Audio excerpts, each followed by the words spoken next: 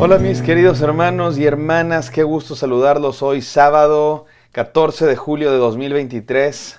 Un gustazo, una bendición, una dicha, una alegría, un privilegio saludarlos en esta serie de devocionales que estamos teniendo llamada Sueños, estudiando la vida de José, este personaje tan interesante e importante en la palabra de Dios, cuya historia es fascinante, la verdad, porque va de un lado a otro, le pasan montones de cosas y de pronto él muestra una integridad radical como la que vimos el día de ayer, que a mí me motiva. Esa es la verdad, por eso es una de mis historias favoritas, esa escena, porque me motiva a también ser como José, a no ser, a no ser de los que flaquean a la primera tentación.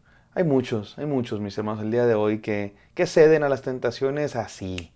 O sea, a la primera, ni siquiera le tienes que insistir como la esposa de Potifar a la primera. Y me gusta pensar que todavía hay Josés el día de hoy, todavía existen. Y quisiera pensar que yo quisiera ser uno de ellos, que tienen integridad radical, santidad, que temen a Dios, que saben quién es Dios y saben quiénes son ellos, y que no están dispuestos a comprometer sus valores, ni sus creencias, ni su moralidad, ni su ética, porque saben que hay un Dios, porque saben que hay una manera mejor, más excelente, superior de vivir, que es según Dios, la manera para la que fuimos creados. Mucha gente que se excusa para caer en la tentación. No, pues es que tengo necesidades. No, pues es que la situación está muy difícil. No, pues es que todos lo hacen, todo el mundo lo hace. Exactamente, exactamente. No queremos ser del montón. No queremos ser del montón. No somos animales para actuar por instinto. Y la gente que dice, no, pues es que tengo necesidades. Soy hombre, soy un ser humano, no soy de piedra. Pues igual que los animales, actúan por instinto. No somos animales. Dios nos dio voluntad, nos dio decisión, nos dio su Espíritu Santo que habita en nosotros, precisamente para vivir como Dios, para ser gente espiritual, no carnal, espiritual. Y José es un hermoso ejemplo de eso. Pero ¿saben qué es lo peor? Tú dices, no, pues sí, entonces él fue fiel a Dios y entonces todo le empezó a ir súper bien y tuvo muchos éxitos y dinero y Dios lo bendijo con un montón de logros y todo lo contrario, mis queridos hermanos. Fue fiel a Dios y ¿sabes qué siguió? Le empezó a ir peor, le fue mal. Es todavía más sorprendente lo que va a acontecer a continuación. Por eso este devocional se llama Cuando sufres por hacer el bien. Vamos a leer la palabra de Dios, no sin antes orar. Gracias, Señor, por esta palabra. Permite que nos llegue a lo profundo del corazón. En el nombre de Jesús. Amén. Voy a continuar leyendo. Ayer nos quedamos en que salió corriendo desnudo José. Prefirió que digan aquí corrió que aquí cayó. Vamos a leer lo que sigue, versículo 13 de Génesis 39. Y cuando ella vio que él había dejado su ropa en sus manos y había huido afuera, llamó a los hombres de su casa y les dijo, mirad, nos ha traído un hebreo para que se burle de nosotros. Vino para acostarse conmigo, pero yo grité a gran voz. Y sucedió que cuando él oyó que yo alzaba la voz y gritaba, dejó su ropa junto a mí y salió huyendo afuera. ¿Cómo la ven a esta mujer? Primero andaba ahí de insistente, acuéstate conmigo, acuéstate conmigo, acuéstate conmigo. Finalmente él huye, después de que haya organizado todo, bueno, esto yo me lo imagino, ¿verdad? Por lo que nos dice la Biblia, que cuando llegó José no había nadie. Y los eruditos piensan que así fue, que ella los mandó por afuera. Sea como haya sido, el punto es que después de estar insistente, insistente, insistente para que se acostara con él, ahora lo acusa. Él se quería acostar conmigo y me rogaba, pero yo no quise y empecé a gritar.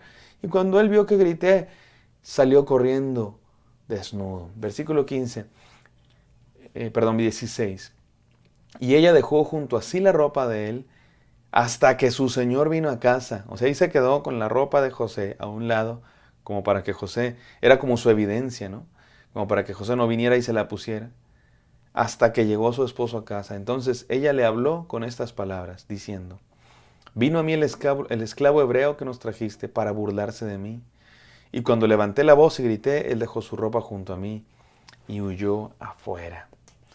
Y aconteció que cuando su señor escuchó las palabras que su mujer le habló, diciendo, esto es lo que tu esclavo hizo, se encendió su ira. Entonces el amo de José lo tomó y lo echó en la cárcel. en el lugar donde se encerraba a los presos del rey. Y allí permaneció en la cárcel. ¿Cómo la ven, mis hermanos?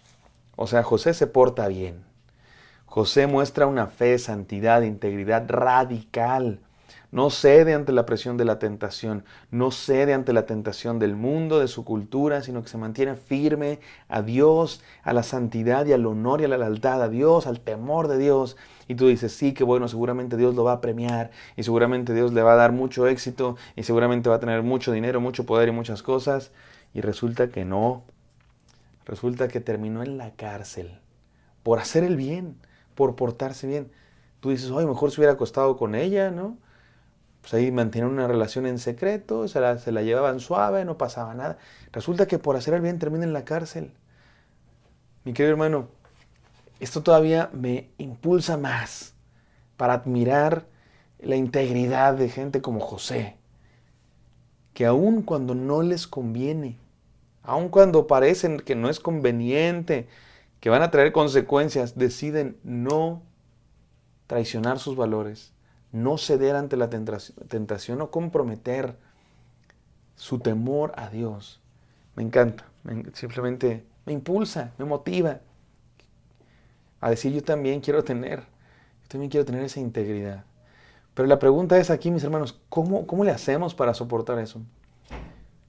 ¿Cómo hacer cuando sufres por hacer el bien? Porque probablemente nos llegue a pasar, ¿no? A lo mejor algunos de ustedes como yo queremos hacer el bien, queremos ser íntegros, queremos estar en santidad, pero nos empieza a ir mal por hacer el bien precisamente y a lo mejor se nos quitan las ganas, ¿no? Ay, mejor ni me porto bien, mejor ni... Todos mis compañeros de trabajo son corruptos, son deshonestos, hacen trampa y les empieza a ir bien, tienen carros, se van de vacaciones y yo que soy honesto, que no quiero entrar en esos negocios sucios, pues aquí batallando, ¿no? Con mi carro descompuesto, no puedo pagar la renta, mejor me porto mal para que me vaya bien como a mis amigos. No, mi hermano, no. Déjame, te doy 3 enseñanzas del día de hoy. Número 1, deja la justicia en manos de Dios, porque la verdad saldrá a la luz. La verdad saldrá a la luz. Deja la justicia en manos de Dios, mi querido hermano, porque todo cae por su propio peso, porque no todo lo que brilla es oro, porque la verdad siempre saldrá a la luz. ¿Sabes qué? Que sí, le fue mal a José, o mal entre comillas, terminó en la cárcel, pero si ustedes se saben la historia, yo me sé la historia, ustedes se la saben probablemente, en última instancia no, en última instancia a José le va a ir muy bien. Y ahora no quiero decir que sea necesariamente que la vida funcione como premios y castigos. Esta historia es prueba de que no, porque va a estar 2 años en la cárcel por lo menos. Sin embargo, al final sí, todo caerá por su propio peso. Pero no busquemos hacer la justicia por nuestra propia mano, dejémosela a Dios.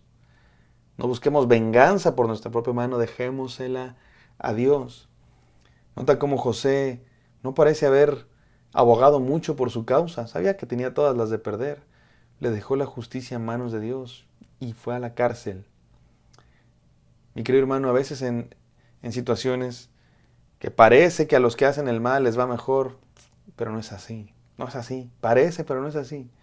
A fin de cuentas, como dice Jesús, no hay nada oculto que no haya de ser revelado.